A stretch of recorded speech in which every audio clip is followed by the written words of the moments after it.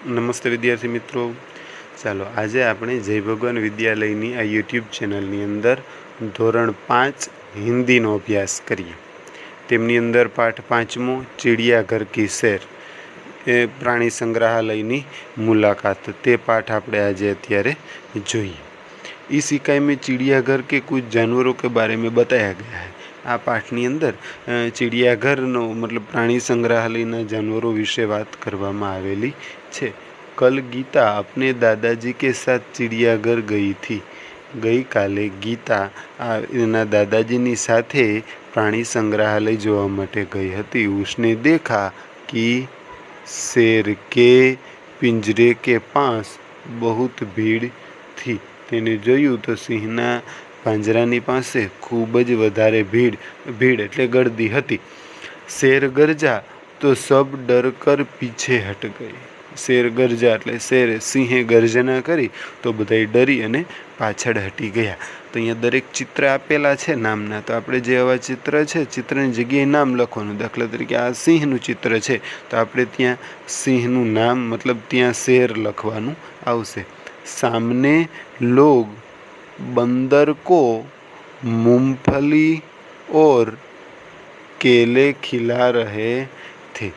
सामने એટલે સામેની બાજુએ લોગ એટલે લોકો, માણસો, બંદર કો એટલે વાંદરાને, મૂંગફલી એટલે મગફળી, और केले એટલે કેળા, खिला रहे थे એટલે ખવરાવી રહ્યા હતા। दादाजी ने कहा देखो वह लिखा है એટલે દાદાજીએ બતાવ્યું જો ત્યાં શું લખ્યું છે તો કે ચિડિયાઘર કે જાનવરો કો ખાના દેના મના હે। એટલે આપણે પ્રાણી સંગ્રહાલયમાં જઈએ તો ત્યાંના પ્રાણીઓને કંઈ પણ ખાવા દેવું જોઈએ નહીં। ચિડિયાઘર કે જાનવરો કો ખાના દેના એટલે તેને કંઈ પણ આપણે ખાવા માટેનું આપવું એની ત્યાં શું છે મનાઈ છે। ગીતા બોલ ઉઠી દાદાજી વહ દેખીએ કાલે મુંહ કા બંદર। એને કીધું કે દાદાજી જોવો ત્યાં સામે કાળા મોઢાવાળો વાંદરો દેખાઈ રહ્યો છે। દાદાજી હંસ પડે और बोले बिटिया वह लंगूर है। तो काळा मोढावाळा वांदराने શું કહેવાય? લંગૂર। वह लंगूर है। लंगूर का मुंह काला होता है એટલે એ કહે છે કે લંગૂર છે, કાળા મોઢા વાંદરો છે એને કાળા મોઢા વાંદરા લંગૂર કહેવાય અને એનું મોઢું કેવું હોય છે? કાળું હોય છે। એક જગહ गेंडा दिखाई दिया जिसकी नाक पर बड़ा सींग था। साथ वाले बाड़े में लंबी गर्दन वाला जिराफ धीरे धीरे टहल रहा था। બાજુનું જે એક પાંજરું હતું તેમાં મોટી ડોકવાળો જીરાફ પણ દેખાઈ રહ્યો હતો। ગીતા દાદાજી को खींचते हुए आगे ले गई। वहाँ भालू दो पैरों पर खड़ा था। એ જગ્યાએ ભાલુ છે એ બે પગ ઉપર ઊભેલો હતો। एक तालाब में रंग बेरंगी मछलियाँ और बतखें तैर रही थी।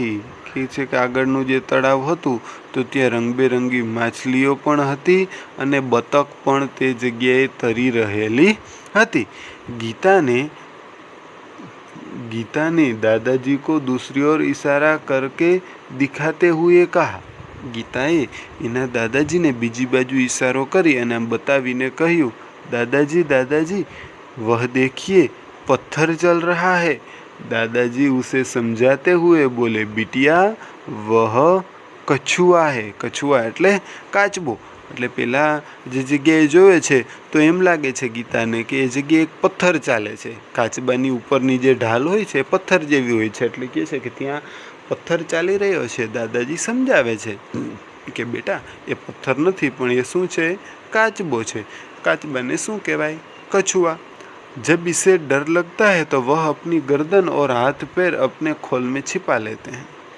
જ્યારે કાચબાને ડર લાગે ત્યારે જે એને પોતાને જ્યારે કોઈ વ્યક્તિથી અથવા કોઈ જાનવરથી એને ડર લાગતો હોય ત્યારે એ પોતાની અપની ગરદન એટલે પોતે પોતાની ડોક છે, અપની ગરદન એટલે પોતાની ડોક અને હાથ પેર અપની ખોલ મેં छिपा लेते हैं એટલે પોતાની ઢાલમાં એ બધું અંદર સંતાડી દે છે, છુપાવી દે છે।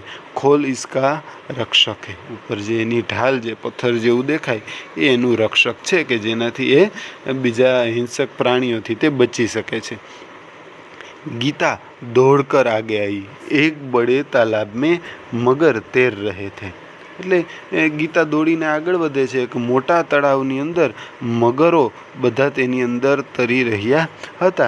जैसे ही एक मगरने मुंह खोला, જ્યારે એક મગરે એનું મોઢું ખોલે છે એની સામે, ગીતાને ડર કર દાદાજી કા હાથ પકડ लिया। મોઢું ખોલે તો એ જોઈ અને ગીતા શું થાય છે, ડરી જાય છે।